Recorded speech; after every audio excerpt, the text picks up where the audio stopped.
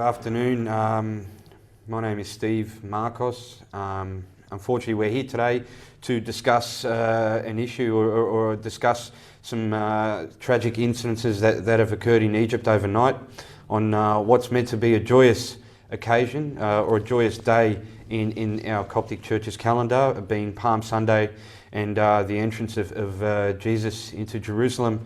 Unfortunately, we've had to endure more attacks on Coptic people in Egypt, and we're here to discuss these incidences and talk about what the facts are and what we've come up with. I'm here with Mary, and I'm sure you've all seen Mary before on this show. This is the first time for me, so today, we'll be going through some of the facts and just some of the information surrounding what has happened overnight in Egypt on this sad occasion.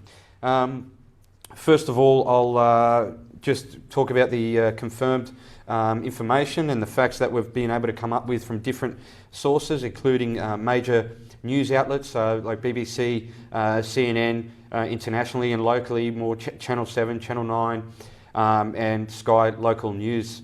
And according to first-hand information coming from loved ones and relatives in Egypt, obviously.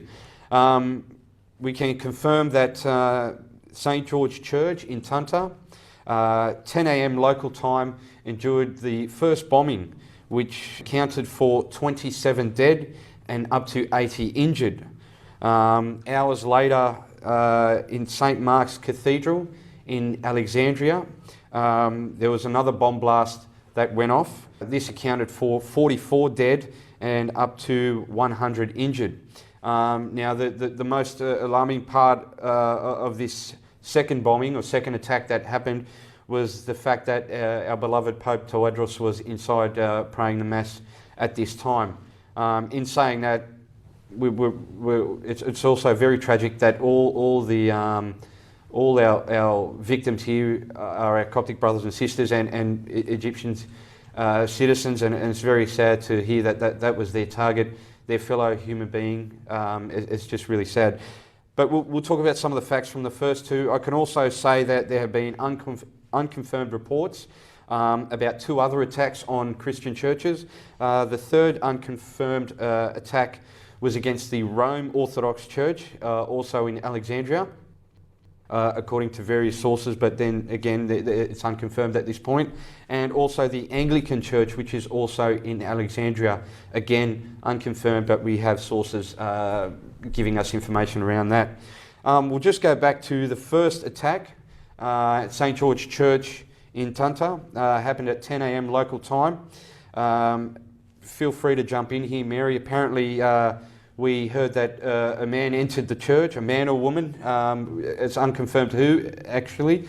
Someone entered the church and placed an amount of explosives under a church, under a chair, and that had detonated and resulted in 27 dead, 80 injured.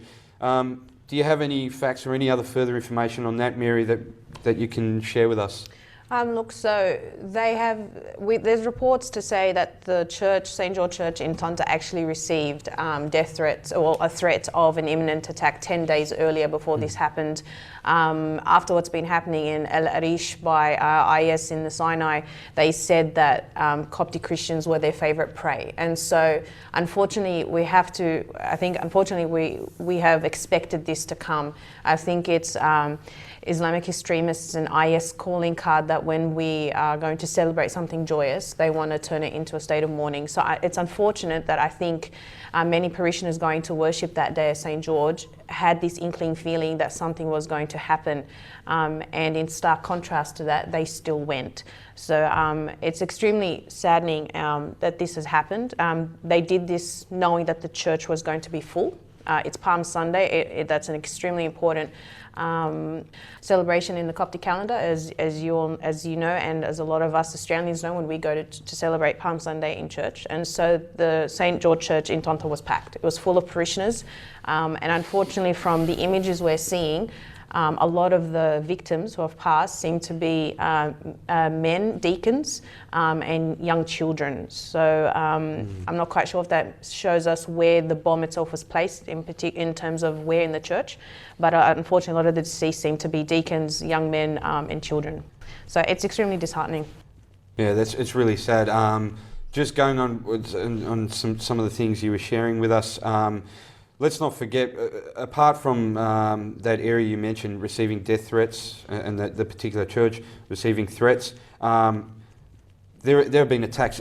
In the last 5 years, we can mention, or we can say, there have been attacks on up to 20, this year alone, up to 22 occasions, all based around attacks and incidences targeting Coptic Christians.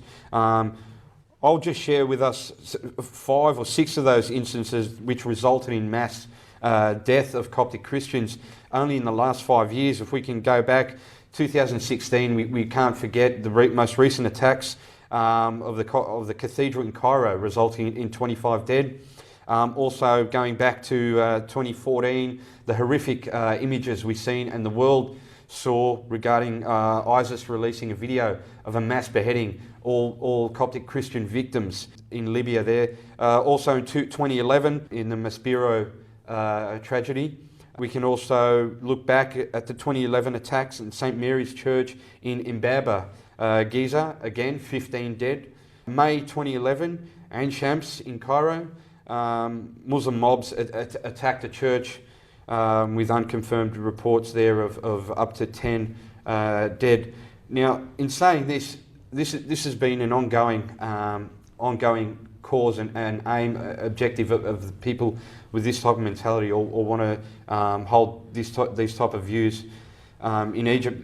We can go back and say that this goes beyond the ISIS, the formation of ISIS. This goes back to the formation of the Muslim Brotherhood in Egypt in 1928. And we only state this because we just want to say that this is happening for a long time and has been happening for a long time. And that we need to continually bring to light these events and these incidences.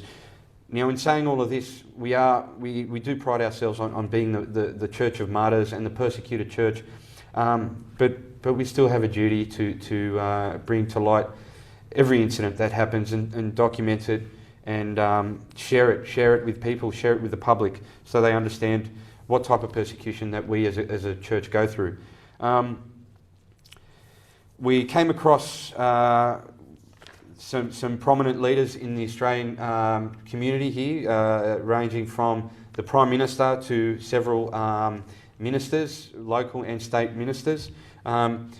Mary, from your research, what have you seen, or which MPs or persons in the media have come across and showed their condemnation or shared with us their condemnation of these attacks? So it's great that world leaders, including our own, have swiftly sent their messages of condemnation to the bombings in the churches in Egypt. So our Australian Prime Minister Malcolm Turnbull, he sent a very swift message condemning the attacks in Egypt, including opposition leader Bill Shorten. So he's also sent in a very heartfelt message of condemnation to what's happened to the churches in Egypt, including opposition leader Luke Foley as well, Penny Wong. So our Australian leaders have been very quick to condemn what's happened in Egypt and show heartfelt grief at what's going on. Australian news agencies and the media has certainly put in a fair share of coverage of what's happened in Egypt, including SBS has done a remarkable job as well. So it's great that our Australian leaders are recognising that we're not overstating this. We're not hyping up anything. These are the facts. We are the persecuted minority. Even though we are the ancestral, we're the ancestors of the land, we are definitely the persecuted minority, and we don't need to hype up anything. This is happening and has happened ever since the Arab invasion, the Islamic Arab invasion in Egypt. So it's great that our Australian leaders are showing us solidarity in their messages. This also includes world leaders. President Trump has sent in his condemnation as well, Pope Francis as well, which he should be visiting Egypt in a few weeks actually.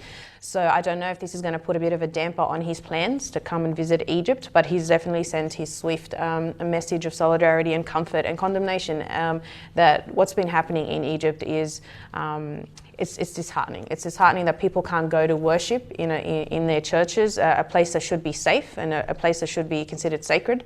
Unfortunately, amongst extremists and amongst these terrorists, nowhere is safe for anyone. Definitely. Thanks for that, Mary. I've actually got some of the quotes from some of these leaders and what they've had to say. If I could share some of them with you. Donald Trump tweeted last night, "So sad to hear of the terrorist attack in Egypt. US strongly condemns. I have great confidence that President Al-Sisi will handle the situation properly." That was a tweet by Donald Trump. Malcolm Turnbull, the Australian Prime Minister, released a statement. "We condemn the barbaric attacks of the Coptic congregation in Egypt this Palm Sunday. Our prayers are with the victims and their families." Luke Foley, leader of the Labor Party, is quoted to be saying, "Another terrorist attack on the Copts on Palm Sunday.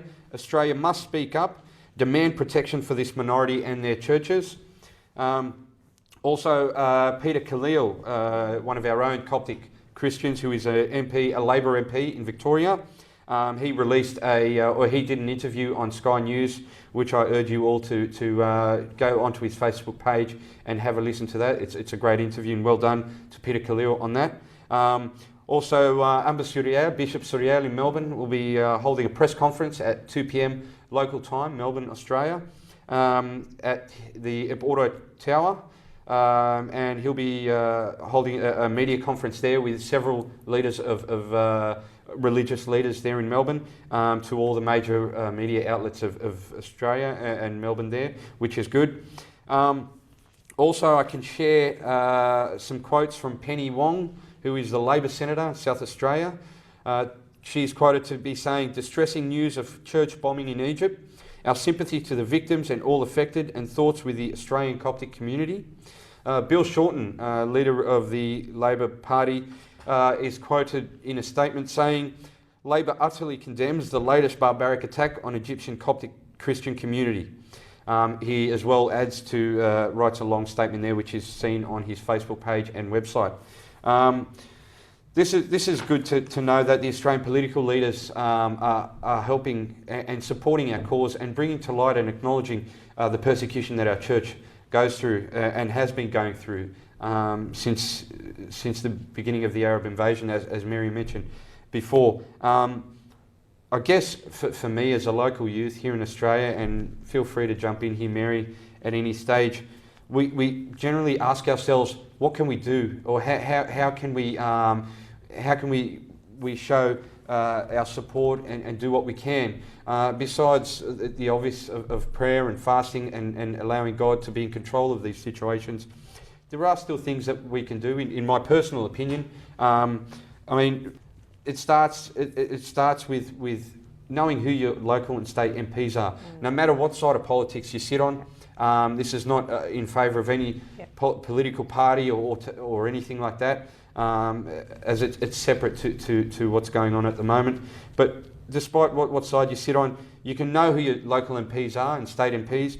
Write to them, email to them, tell them that you're an Australian and you're a Coptic Christian as well, and that you want to bring to light and let the Australian public know of what's going on. I think it's our duty. I personally think that. Jump in, Mary, if you feel here that should be I mean, that's your personal stance as well on the issue. I totally agree, Steve. If we are Australian Christian youth living in the free democratic world and we get the platform and the voice to speak against those who are voiceless, I think it is our responsibility to do that.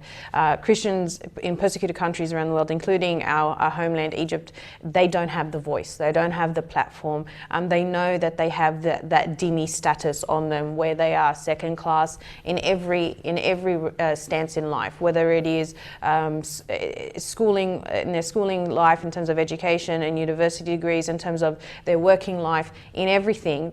Christians in Egypt understand their status, and that is second-class status. They are voiceless, and when they do go out in the streets and they protest, a lot of the times it is at their own demise, and a lot of the times they're putting their own life on the line to do that. We, as the Australian youth, don't have that. We don't have that threat hanging over our shoulders, and as such, we have the responsibility to be their voice. And like you said, simply just understanding who our local MPs are and letting them understand the situation that our families and our brothers and sisters in Egypt are facing. Australia has a refugee intake. We have the numbers and the capacity. We have a program to take in refugees each year, and it is our responsibility to allow the government to know and understand that Coptic Christians should be part of that intake. We know of families, about 100 Coptic Christians at the moment in Australia trying to access refugee status and refugee visas, and they're being sent home by the boatload. So we have a family currently that we know of personally, you and I, and their daughter has been kidnapped on a number of occasions by IS, and yet because of lack of evidence, the Australian government is sending them home. That's unacceptable considering what's happening in light of what's happening in Egypt. It's unacceptable, that they're going to be staunch on particular aspects like that, and send these people home to what they see is happening in Egypt at the moment. So as Australian youth, we need to support every avenue we can to educate our Australian neighbours, include those who have no idea what's going on. If there are protests, we protest. If we can write, we write to our local MPs. Contact your local media outlets. Share on Facebook, on Twitter, on all social media outlets. Hashtag Egyptian Christian blood is not cheap. Pray for Egypt. When these atrocities happen in Western countries, the world gets behind them. Unfortunately, when this happens in the Eastern world, whether it be Egypt, Iraq or Syria, we seem to be a lot more silent. So again, we appreciate the fact that local Australian media outlets have broadcasted this quite extensively, but when this dies down, let's not die down with it. We have a responsibility to be their voice. It's our duty, like you said. It's our duty to do what we can, and we've been given the beautiful freedoms that this country has to offer, and I think that's the least we can do. And I mean, when I say writing to your local MPs, I guess what I'm trying to achieve here, or what you can achieve by writing to your local and state MPs, is from a political point of view, put the pressure on these topics and these issues to be discussed in Parliament. Your local and state MPs can put notions forward to bring the attention it desperately needs, and they can put notions on it to establish it as a genocide that's been happening, and that's what I believe it is. It's been happening since the formation of the Brotherhood in Egypt. In fact, I'll just interject there, Steve. Craig Kelly, who is a local member for Hughes, and he covers the Wattle Grove, East Hills, Holsworthy area, because there is such a large dominance of Coptic families who live in that area, they frequently write into Craig Kelly, and in fact, last year Craig Kelly put in a private members bill calling what's happening in Egypt a genocide. And so that's what happens when we write in, we talk to, and we put pressure on our local MPs. At the end of the day, our vote counts. They know that. So unless they want to talk about and show interest in the things that worry us, well, your vote, it speaks loud and clear. So use it. Like you said, we live in this democratic nation that gives us the power to vote and to elect our members that are going to voice our opinions. So yeah, it happens. So Craig Kelly is, should definitely be applauded for that. He's put the plight of Copts in Parliament on numerous occasions, and other Copts living in different electorates should definitely take the opportunity to do that, especially considering the climate at the moment. Definitely, well said, Mary. And I also applaud Craig Kelly. He's been quite vocal on his Facebook page and other media outlets. Also, just to add on briefly what we were talking about before, as well as putting the attention on local and state MPs to introduce bills and bring it forward as genocide, and want the Australian government to acknowledge this as some sort of genocide. We must remember that, as you mentioned before, the refugee status, this also can influence the intake of refugee numbers. And this is what we try to aim to do, I believe, or what we should try to aim to do. That's something that we can do, and that's in our control here in Australia at a local level. It is a world, these issues the world is facing, we understand that. We understand that there are some atrocities that are bigger in the world, we understand that. But I think we all have a role to play, and me personally being a Coptic Orthodox Christian, that's within my control and that's within my capacity. I pray for world peace like we all do, and we all pray for world peace, but I think as active Christians we should have a voice, and we should put the pressure and voice our opinion on these issues. I can also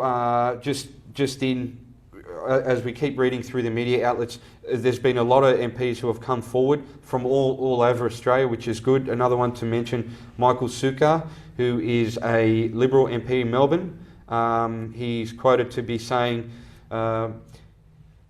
recently, just before these attacks, he's also joined the plight in urging the government to formally recognise the IS massacre all over the Middle East, in Syria, Iraq and Egypt, as genocide, which is great to know. And as mentioned before, Peter Khalil with his interview earlier today. How do you feel, Steve, about we spoke a lot about the bombing that happened at St. George Church in Tanta. How do you feel about the suicide bomber that was stopped outside the St. Mark's Church in Alexandria, considering that that was a targeted attack against our leader of the Coptic Church, Pope Tawadros? I mean, that's pretty scary. I mean, yeah, it is. It's an attempt to go to the core of our, in our figure, our heads of the Coptic Church, and it's scary and it's alarming. And credit to the police officer who, in some video footage that you've seen on some of the coverage about this incident, he actually stops the terrorist at the gate. The terrorist attempted to walk and bypass the security booth or the metal detectors, and the police officer actually asked him to go back and walk through the detectors. He did. Again, he buzzed, as in he was carrying something, and the police officer there asked him to step back and repeat the process to come through the metal detectors, and there and then he detonated the bombs that he was carrying.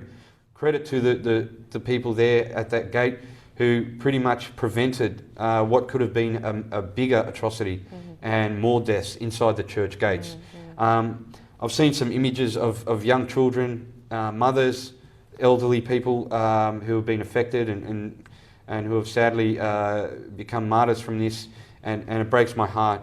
And seeing the images brings to light the reality of the situation we face every day. Yeah, there's an image of Pope Tawadros. I'm sure most people have seen it on social media outlets, where he's just heard of what's happened in Tanta, the bombing in St. George in Tanta, and you can see our Pope clearly distressed on his face, and he's putting his head down on his papal stick, and he's not even aware that what's about to happen outside his own church, where he's celebrating Palm Sunday. So it's extremely alarming. It's alarming that IS now are not only targeting Coptic Christians and trying to destabilize our unity with our Muslim brothers in Egypt, but now that they're actually targeting our leader. That's extremely alarming, and I think that needs to be a very strong wake-up call to the Egyptian government, that we understand that the president of Egypt has a very difficult task on his hand. I think as most Egyptians living, Coptic Australian Egyptians living abroad, we understand that the president has a huge tasks to play, trying to keep the peace between 90 million people, which I believe generally is quite peaceful. It's just that extremist side of the population, and unfortunately the infiltration of IS through Sinai and North Egypt that's happening. But I still think that, considering that the president has declared this 3 months of state of emergency, I think this is the time to just get rid of them, to use, I guess, the utmost of the power in his government's hand, to put a very strong message that we're not taking this anymore. You're going for the leader of the Coptic Church, the largest group of Christians in the Middle East. This is just not any normal, ordinary attack. None are, this is a targeted attack on the leader of the Coptic Church, and I think President El Sisi needs to put a very strong message out there. Definitely, definitely. I agree with you, and you're totally right. It's good to also see, and I've come across this in Facebook and several other social media outlets.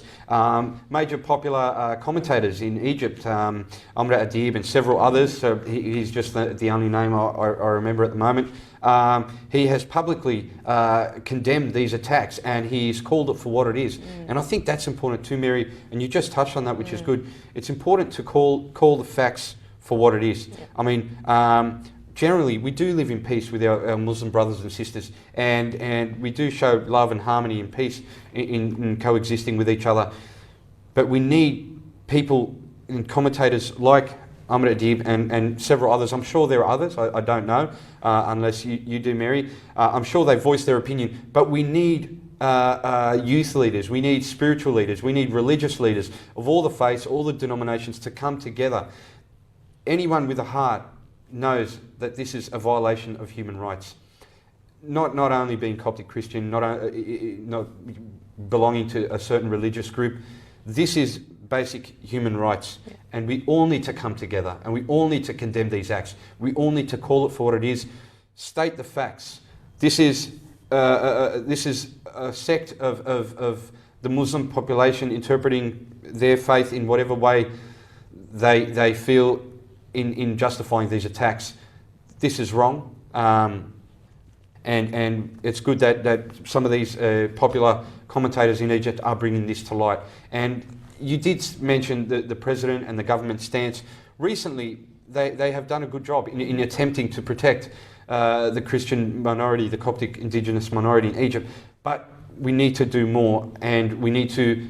But the more we talk about it on a local level, the more can be done, and the more the leaders, the political leaders, can assist the Egyptian government, and it can work its way up the hierarchy ladder. So I think it's great that some of these commentators are making note of it and making light of it. Is there anything else you want to add regarding these incidences? There is pressure from your extremist clerics who are preaching hate speech and preaching incitement and violence.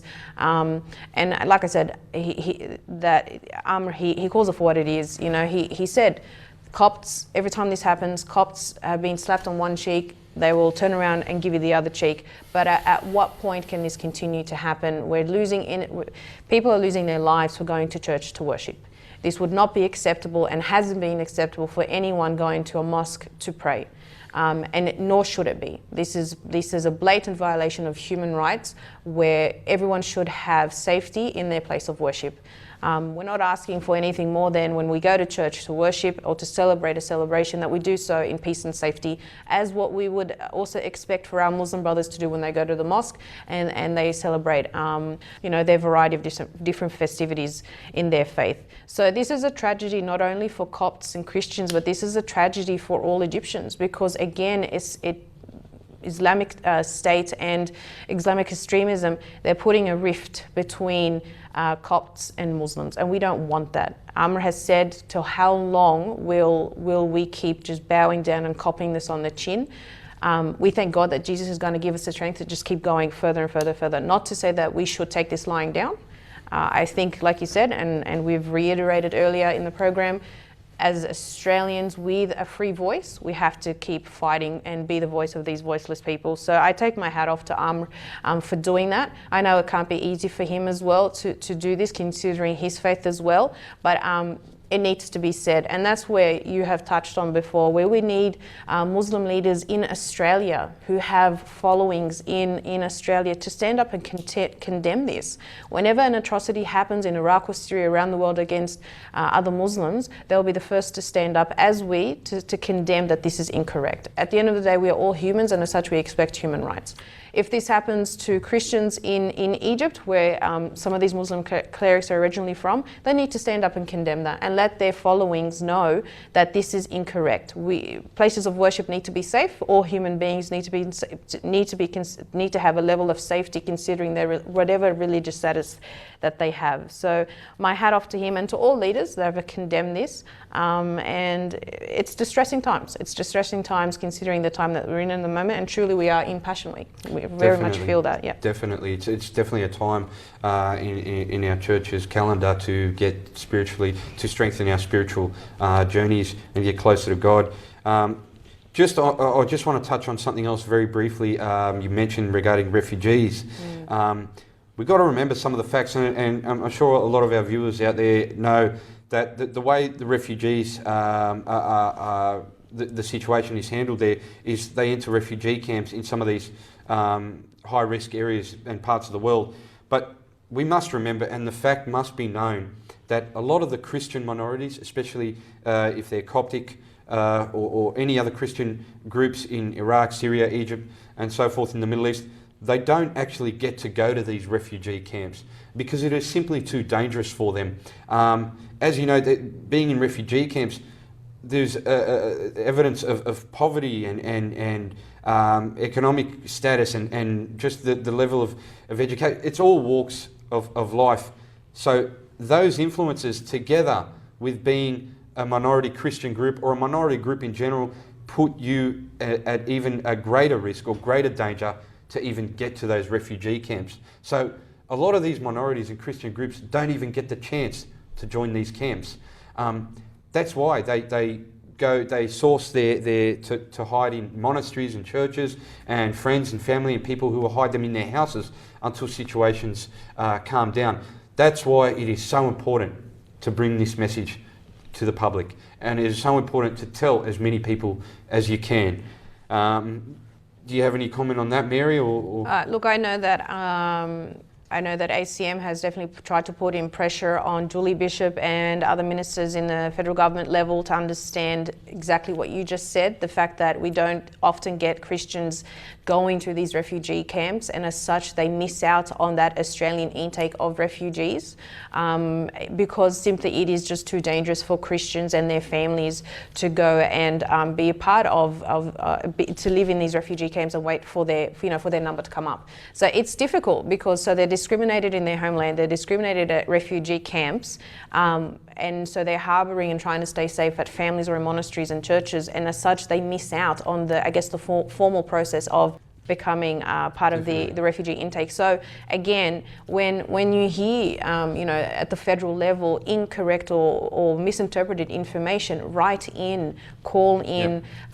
When there is a protest that is organised, go in and protest. They need to see that we are quite a sizable population in Australia, and we can put pressure on that because at the end of the day, if a Christian country like Australia can't take them, where are they going to go? That's exactly right. Yeah. That's exactly, and I think it's important that we should note that some of the stuff I've been sharing with you here is my own personal mentality or way forward of this, or what I make of this is my own personal journey. We must remember the church, in its authority, is in a political position. So the church sometimes will give us advice, and it's up to you and your personal journey to interpret that advice in whichever way you can in dealing with these incidences. But then again, just keep that in mind, that the church is in a political position. The church will never tell you to, or never encourage you to either protest or not protest, or write or not write into your local state MPs. This is just something I'm personally sharing with you, and in this day and age, I personally believe that this is the way of moving forward and dealing with these scenarios and issues. And look, and as we say our opinions to viewers, we're not trying to also say that all Coptic Christians want to leave Egypt. Not at all. In fact, a lot of them don't want to leave their homeland. It is their national pride to still stay in the homeland and to ensure that there is a sizable Christian denomination in Egypt, in the motherland. So we need to be wary that we're not trying to fight and try and grab all Christians out of Egypt. That would be a huge loss to Egypt as the birthplace of Christianity in the Middle East. So by no means are we also trying to say that. All we're trying to say is, if there is a position for a family that wants to come here and they're struggling to, we need to be able to help in whatever means possible. And you're right to say the church itself is in a difficult position. They can't advise either way, and as such, it's our duty to get educated. We need to read. We need to read a variety of different sources. We need to speak and to be outspoken to our neighbours, to the Australian community. A lot of the times, the Australian community has no idea what's happening in Egypt. They don't know who Egyptians are. They don't even know that there are Christians in Egypt. So it is our responsibility to educate them, let them know what's happening in Egypt, let them know that we are the persecuted minority over there. Bring to light that these are sizable numbers, people that are dying and being injured. This is not a one-off thing. This has been happening for a long time. And like we all have families here. If we were over there, we wouldn't be silent. So we're hoping and praying for the president of Egypt over the next 3 months to really try and take some serious action on what's happening in Egypt to ensure that there is safety for all Egyptians in all places of worship, in mosques and in churches, but to ensure that there is that extra level of security for Christian minorities. We are targeted, and that's not to be overstated. There is clear evidence now to show. ISIS has said it. They've sent that video to say that we are going to be we're their favorite prey. So there's no denying the facts that we are their targeted choice, unfortunately. And these two bombings over just the last 24 hours, what's happened previously in December in St. Mark's in Cairo, the kidnappings, the constant sectarian violence between people in Menya, what's happening in Sinai, it's never ending. So I don't know how much evidence people need, but action needs to be taken very soon before people start to flare up and take things into their own hands. And even Amr Adib said that. He goes, they can't keep taking this lying down. They can't just be bowing down to the pressure and be, it's okay. At one point, when you lose your son or your daughter, that gets too much. Definitely. I guess you're correct there, and very well said, Mary. Look, it's been a tragic, sad start to Holy Passion Week. During this week, we are in our Coptic church. We take this week to get closer to God and to understand the events and the circumstances that our Lord Jesus Christ faced. And we are hit with these type of incidences. Before I finish, I actually just want to quote two personal friends' messages that I read this morning. I won't name them, but I thought it was a lovely piece to end off with. A couple of quotes from some friends, and I'd like to read them out. One friend texted me yesterday during our discussion of these incidences. He wrote to me, "As today Christ entered into Jerusalem, our brothers and sisters have entered heavenly Jerusalem. It's great timing going into the week as a reminder, why are we here on earth?" It was a beautiful message that one of my friends sent over, and I think it's important to remember this. Another friend of mine spoke about the resiliency of the church and how strong we are as people to endure these types of incidences. And we do pride ourselves on the Church of Martyrs, and we do pride ourselves on being resilient and showing love, just as Jesus Christ did. But I'll also read out a wonderful message I received from him. "It is very sad, but let us never ever forget our magnificent church is built on the blood of our martyrs. We have been strong for 2,000 years. These domestic attacks has only ever made us stronger. May they remember us before our Heavenly Father." And I thought it was a strong reminder of how strong we are as followers of Jesus, and that our blood is not cheap, and that we've been enduring this for 2,000 years. And one thing I do notice, and one thing I've seen on Facebook and some of the coverage that I've been able to catch, is that they're out there on the streets holding palms, holding crosses, and not 1, 2, 20 of them. I'm talking, I saw up to thousands of people blocking streets and suburbs and areas, holding the cross up, chanting, "Our blood isn't cheap," chanting their love and their commitment to our Lord Jesus Christ.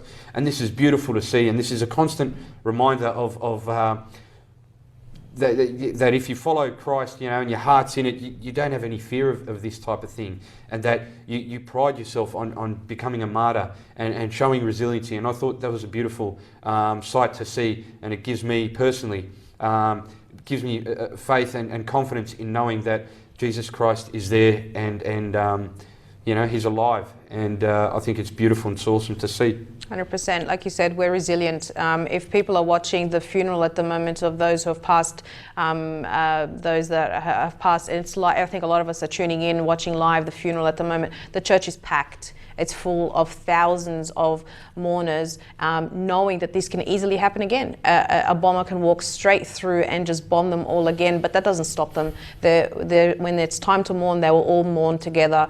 When it's time to celebrate, Copts, Egyptians, they all celebrate together. So that's exactly right.